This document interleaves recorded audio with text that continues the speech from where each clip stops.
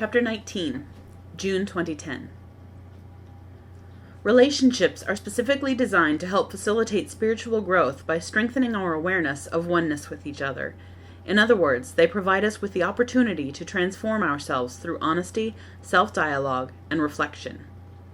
Blair Borders, Double Vision.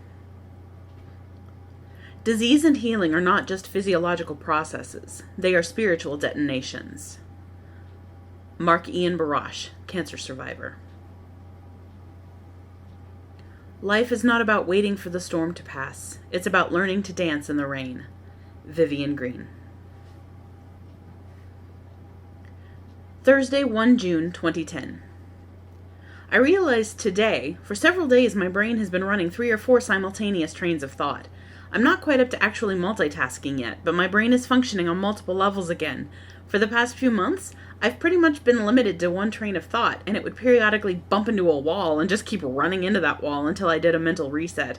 I'm so excited! I think my multiple functioning may be coming back. Fabulous! Gamby hasn't been doing well. They don't expect her to last another 48 hours, and they're planning a memorial service for this weekend. I told Mike I'd help in any way he needs me to, because it's my turn now that I'm feeling better, and he took care of me when I was sick, and we always have to leapfrog our little breakdowns. That made him laugh. I reminded him that I'm feeling good enough that I can do everything but drive to make this situation easier for him, and that I will do that, whatever it takes. Wednesday, 2 June 2010. Oracular reading. Drawing 1 card for any message. From Spirit of the Wheel Meditation Deck. 34. Illumination. Spirit Path of the East. Keywords: Divine Communication, Spiritual Knowing, Inner Light. Interesting to get this again. I'm taking this as a sign of doing things right recently, despite my self-administered setbacks. My sense from my guides says that's correct. Plus, opportunities come for me to be a builder of light and share my knowledge of spirit with others. Trust my higher self to guide me as I help myself and others in a quiet, loving way. Friday, 4 June 2010. Oracular reading. Drew 1 card, open to any message, from Lakota Sweat Lodge cards. 3. Maka, Mother Earth. In near future, may find myself starting my life anew in some way. May have already begun the process. Embrace this new birth by releasing the images and symbols of the past and accepting the changes that come. Courageously step forth from the safety of the womb into the light of a new day. Feel the earth's support and energy giving me strength. This card fell out when I was shuffling cards. 25. Mapia, Cloud. Quote, I wish for you, as for myself, wholeness. You may see a cloud when you look upon me, but know that I am only a servant without direction. Time to learn from my addictions, quote, to begin resolving dissolute habits to realize the true dimensions, end quote, of my personal power. Saturday, 5 June 2010. Oracular reading. Want to know about having a child. King of Wands reversed. I am focused, determined, and driven. My ambition or social needs are engaged. For now, that's all that matters. In other words, don't think about this issue right now. You have other things to deal with.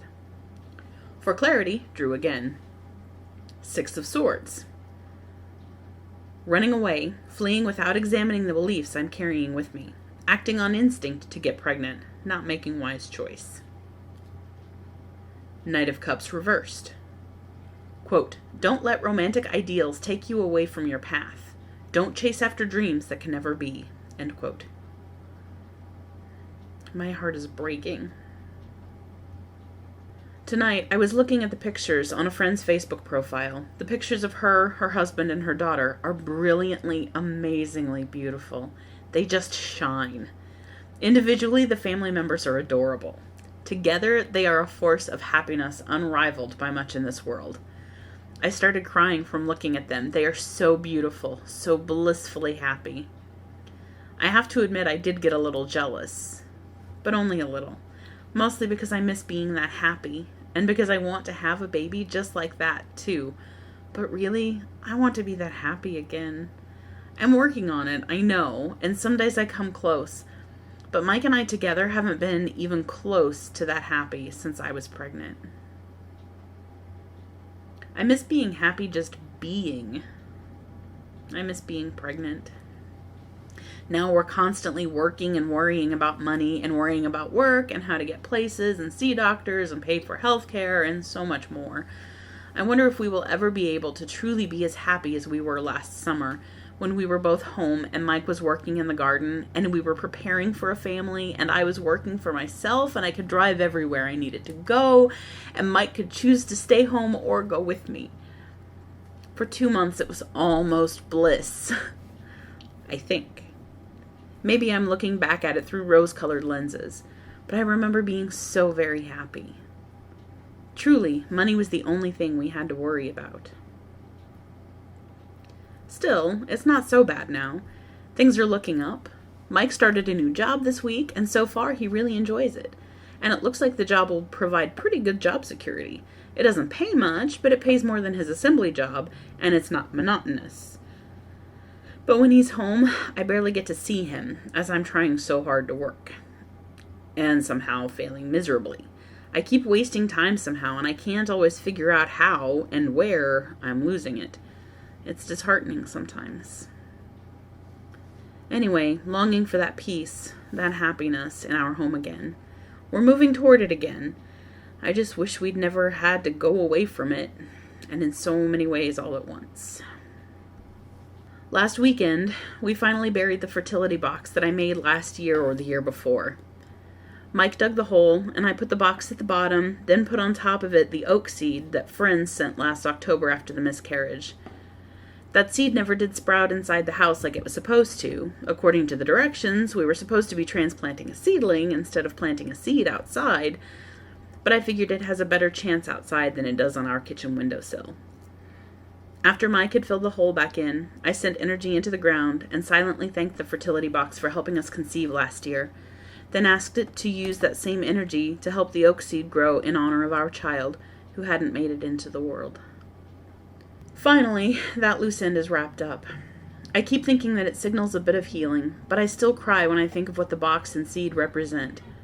Our child who never made it into our arms, though certainly into our hearts.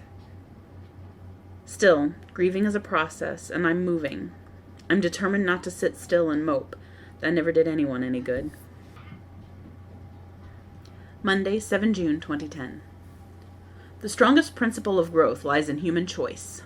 George Eliot. Most days, I just live life as normally as I can, working and surviving. But then sometimes I'm just walking along and it suddenly hits me. The realization that I have lost so much of my sight. And it makes me sick to my stomach and instantly sad. Sometimes it makes me want to start yelling in anger at the world at how fucking cruel it is, and how much I hate it. Other times I just get sad. Other times, I just wonder how amazing it is that the brain allows us to accommodate the change and to function despite the damage, and how cruel at the same time, because the memory of what life was like before doesn't go away. When I have one of these realizations of my blindness, I look around, almost surprised at how much I can't see when I really sit down and try to. And then the fear sinks in. Fear that more of my vision has gone and that I simply haven't noticed because I've fallen into complacency and stopped noticing how limited my vision is. I want to rail at the heavens for this infirmity, but I know it will do no good. I know that my vision will return as God has willed it, or it won't, but railing against my lot in life won't change anything. I want to release my pain as anger, but I know how pointless it is, because anger is simply a response of helplessness and hopelessness, and no matter how good it might feel to give into, screaming and yelling and throwing things, ultimately, I'd just be left in a mass of tears, and still with the helplessness and hopelessness. I ask why? Why must this be my lot in life? But I have the benefit of already knowing. This must be my lot in life because I must help others. Some would say instead that I feel I must help others because this is my lot in life. But I believe the two are the same, as Viktor Frankl said in Man's Search for Meaning. Life has meaning because we give it meaning. The events in life have meaning because we give them meaning. And yet life has meaning simply because it is. The meaning of life is to live. And one's purpose in life is whatever he chooses it to be, whatever she feels called to do, whatever we allow others to make us. Thursday, 10 June 2010. A really good day today with Tina and Becca. It was simply hanging around, sitting on the porch and talking. That's what we did most of the afternoon and evening. It was great. We sat on the patio to enjoy the fabulous cool night air and look at the stars. I enjoyed it, but I was a little saddened by how many stars I can't see.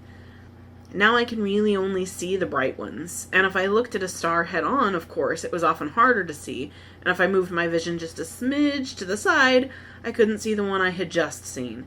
It was like the star had just gone out, and that made me sad. And because of the way my eyes adjust, so many times I could have sworn I saw planes, because the lights were moving, could have sworn I was tracking the thing moving across the sky, but there was really nothing, no movement. It was just my eyes adjusting. Frustrating. I prayed right then and there that God returns my vision so I can truly see the stars again. But a good day and not sad. Happy. Friday, 11 June 2010. An intense evening. Becca, Tina, and I have been sitting on Becca's front porch for about 4 hours, just talking. Deep, provoking.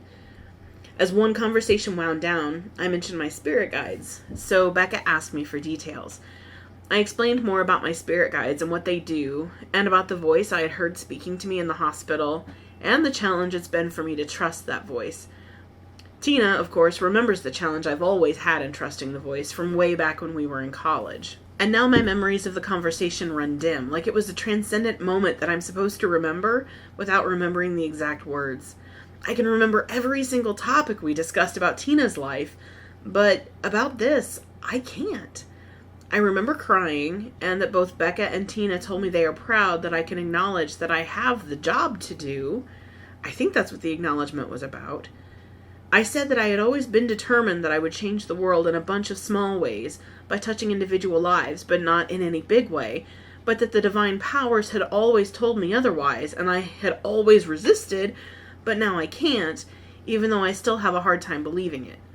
I acknowledge the message and accept it, but still have a hard time accepting that I am that important, that I can be that influential.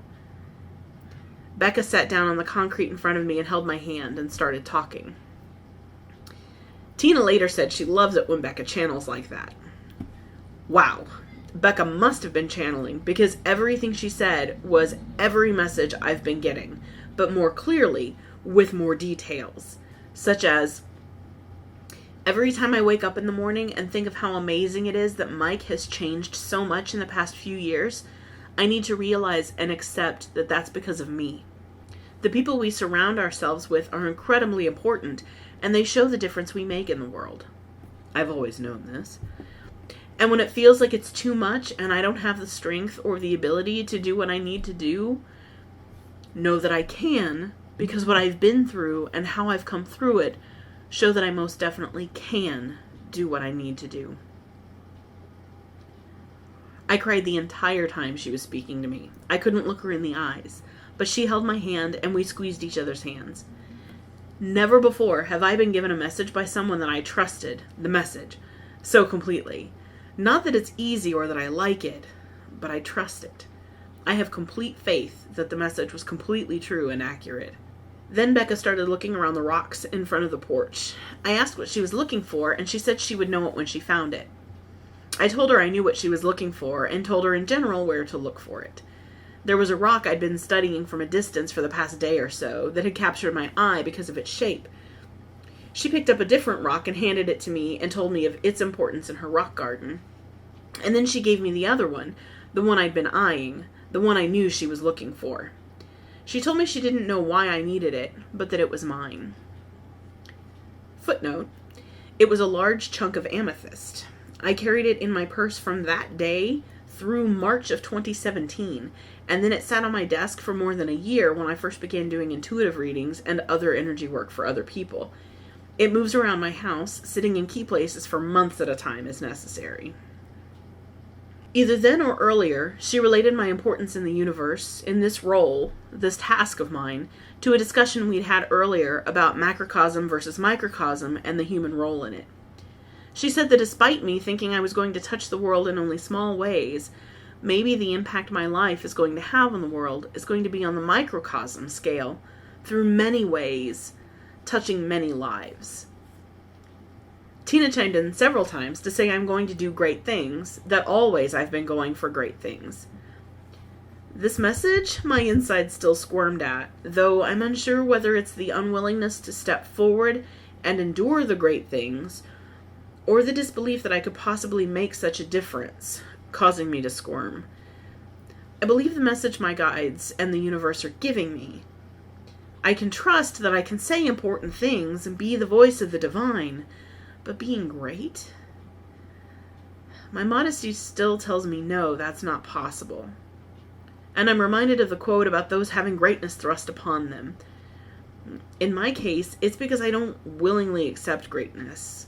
I can accept and embrace being fantastic, being wonderful, but great as in important?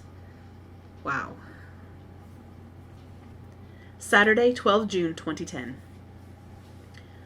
I felt I needed to leave something at Becca's in her rock garden as an offering for what had been given to me. She gave me 2 stones, but I only had 1 to leave. I've been carrying a little pretty pocket stone since December or so. This is one I got probably in high school. It came in a tiny felt pouch with a little strip of paper explaining that it's a healing stone, that you put all your worries into it, etc. So I'd been carrying it in my pocket on most days since the miscarriage. Because I felt I needed to leave something, I slipped the stone out of my pocket and laid it on the river rock of Becca's rock garden.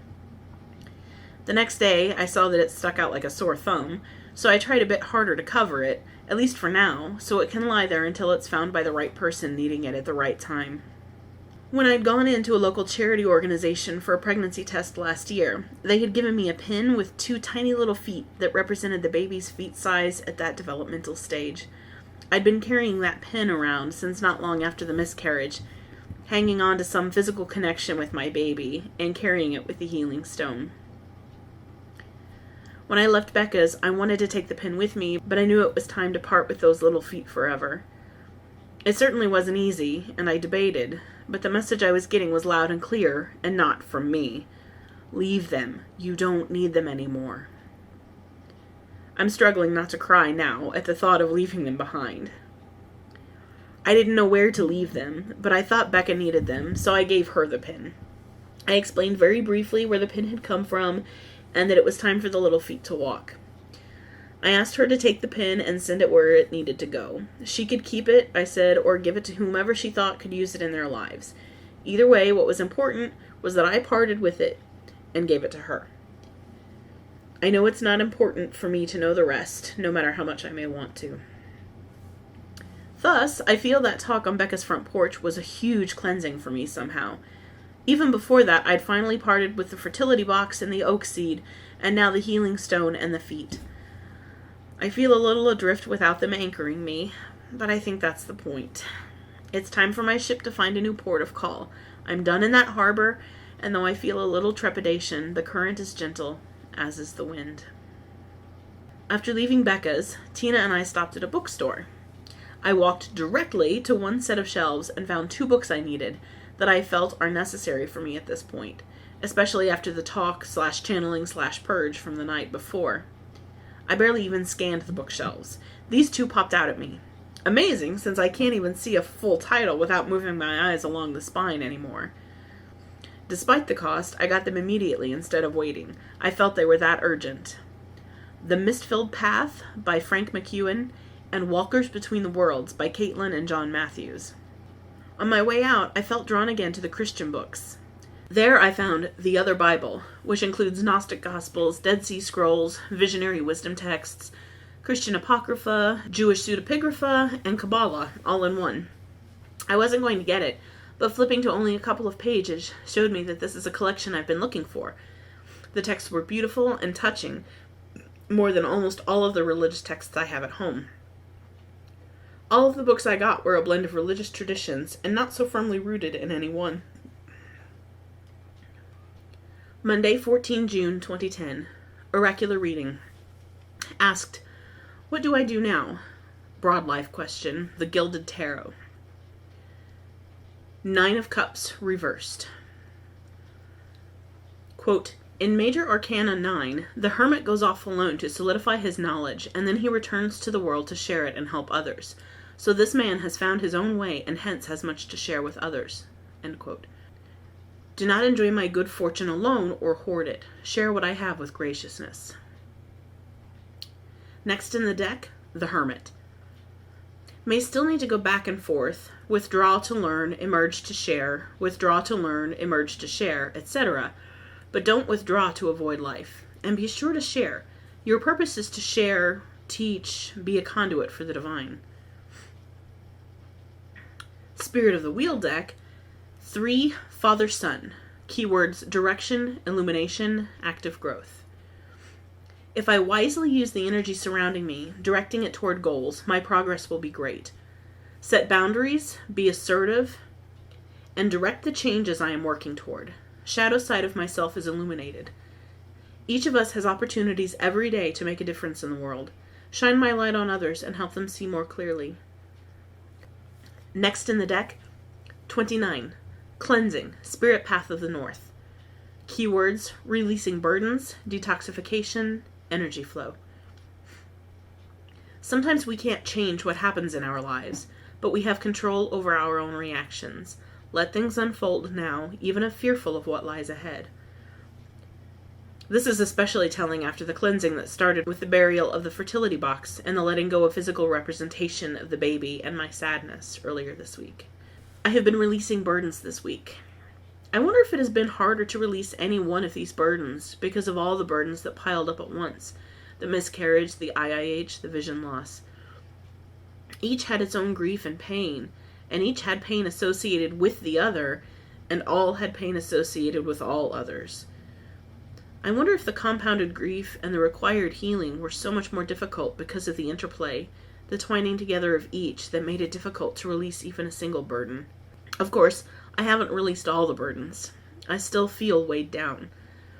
But I am getting closer and closer to feeling joyful more frequently, even as I cry a little several times a day.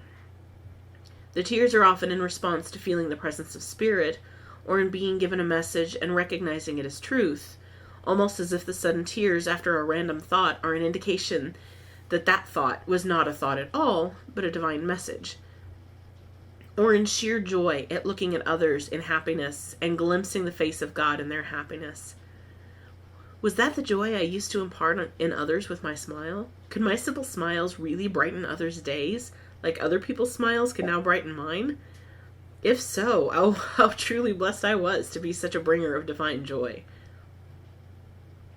What glorious joys the spirit world must hold if I can be filled with so much joy that I want to burst just from seeing a happy family or a smiling child. Meditated with the stone and crystal Becca gave me this week. Spoke with my spirit guides, the 2 main ones I think. Covered many topics, including a mist-filled path and the response. The importance of not being afraid even when surrounded by the mist. My guides will take care of me and lead me. I don't need to see where I'm going. Seeing what's coming, that is. Causes me to plan, to prepare, rather than react in an authentic way. Regarding baby and becoming pregnant again, I have been told that I will likely have a baby again. I have been told not to dream of things that can never be. This time, I was told that what will happen is unclear, yet to be decided. We reviewed a few of my past lives that I know of me being left alone with the children, but without my husband. I have chosen to have my husband for a long time in this life, and I will, but as for the children, it is not for me to know yet. It is undecided. I puzzled on these bits of information for a long time, asking questions of my guides, asking why I had been told I will have a child, if I will not, or if it is really undecided as of yet. Was told that I had been told this, having a child, to give me hope, to help me heal. I felt a bit miffed at this. How can I truly learn to trust the messages I receive if these were lies? I have received no lies, I was told, but there are things I cannot know right now. Went back to the discussion of the mist-filled path. My meditation was interrupted, and when I tried to go back to it, I was told this conversation was over for now. I went back to review my notes of my tarot reading that had told me not to dream of things that can never be, but the original card said that my social needs were being filled for now, and that was all that mattered. Even the follow-up card said this is simply something that I should not focus on now. I was running away from living my life, avoiding something by asking this question or dreaming this dream. I should not allow these distractions to pull me from my path. It was the third card that said I should not chase after things that can never be, but the main message was not to get pulled from my path. I began to despair, wondering how I could tell what my path was to follow it. How can I follow my path if I don't know what it is? But that was a knee-jerk reaction. Of course I know, in general, what my purpose is. And the mist-filled path, a metaphor that I have linked in my mind with my cloud-filled vision, is my path. I simply need to trust my guides to take me through and keep me safe. They told me in this discussion that I have chosen a bumpy path for this life, but a path of joy. More than once in my reading of the book about the mist-filled path, I have thought of these similarities between the obscurations in my vision, caused by the blind spots and damage, and the mist-filled path. A trusting, willing heart is required to be led, to be taken care of by others who can see the path more clearly. As others can drive me where I need to go, so the divine guides my life. As I can see almost nothing but what lies ahead of me and not to the side, so do I need to focus on my spiritual path and my future rather than on what has been done to me and what is going on too far away from me. Tuesday, 15 June 2010. Oracular reading. Vague feeling of anxiety and shortness of breath. Just want an idea of why. Drew from the Gilded Tarot. Card 1, King of Pence. Card 2, Knight of Wands. Card 3, 5, the Hierophant. Beware of working so hard for the material possessions and getting pulled away from your study, knowledge, and spiritual advancement. Be careful. My knowledge must be shared. Although like the king I'm ready to rest, to not keep changing and working, the underlying nature of me is to push forward, to look for change. The experience gained and resulting knowledge push me, and I can become the Hierophant, examining and questioning knowledge passed down to me before analyzing it and spreading my experiential and cognitive wisdom. Reading with no question in mind, I received, all reversed, 9 of Wands, 7, the Chariot, 17, the Star. Defeat. Must retreat and regroup. Must compare what is believed to worldly experience and reconcile them. Beware despair. Do not give up. Withdraw to heal and learn, not to escape. Control gained, but riddle of opposing ideas not yet solved. Achievement, but not understanding, is had. Recognize own inner strength and ability to keep order in the midst of chaos. Know I can achieve more than I think I can. Beware of turning away from ideas that puzzle me. Perfect faith, unity of thought and spirit. Everything happens in its own time. After a hard time, a better time will follow. When it comes, give self over to it. Immerse self in faith. No heart will be refreshed and faith renewed. Beware lack of faith, of giving up. Don't lose faith in the promise of hope. Wednesday, 16 June 2010. A few feelings of anxiety earlier this evening. I think it's a result of the hormones and the fact that my vision's grainy today, and I get a little pain spike occasionally in my head. The grainy vision and the pain spikes also go with the hormones since October, I've noticed, so I shouldn't be too worried, but such is anxiety. It seizes on any opportunity and makes it worse. But I have calming thoughts. I pray now when I'm anxious and can't get it to go away quickly. And although I am on the alert for my vision doing strange things that may require me going to Dr. L, I remain confident that God will heal me, because I have been told that it will be so. Even a few months ago, I simply hoped that the message I had been given about my vision being restored was a real message and not my imagination. And I'd pray, saying that I trusted, but reminding God that I still wanted that healing to happen. But something has happened. Now I know it. The occasional doubt pops up very rarely, but I can get it to go away. I trust in God to restore my vision, just as I trusted my parents when I was a toddler to pick me up and comfort me if I fell. When the doubt creeps in now, I know it is only my body, my mind, reacting out of fear, that very basic animal emotion. But my ultimate faith rests in the promise, the hope that was given to me that my vision will be restored. It may be through the miracle of a laying on of hands, or the miracle of modern technology, or the miracle of prayer, or the miracle of angelic visitation, or the miracle of the body gradually healing. But it will be a miracle. Thursday, 17 June, 2010. Tonight I went outside, cleansed an area, and requested the presence of ancestors, aspects of the divine, and any other presences that were friendly and sympathetic. I thanked them for watching over us and healing us and working with us on this land. I requested and invoked the power of the waxing moon to heal me further, to further the healing promised in me and already begun by the divine. I asked for further protection and guidance from those who were always popping in to help us or always watching over us. And I sat and enjoyed the lightning bugs as best I could while twilight faded into darkness. I stumbled over my words and didn't focus ahead of time on using words of power, but I offered eternal and heartfelt thanks and used honest words.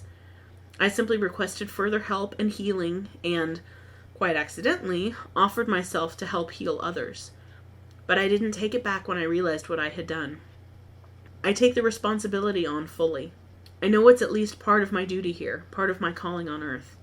It may be that other people heal only through words I say and thoughts I set into motion, but if that's my role, I fulfill it gladly. I'd like to know I've made a difference in the world, but if I don't learn that until after I'm dead, so be it. I offer myself and my works for the good of the universe.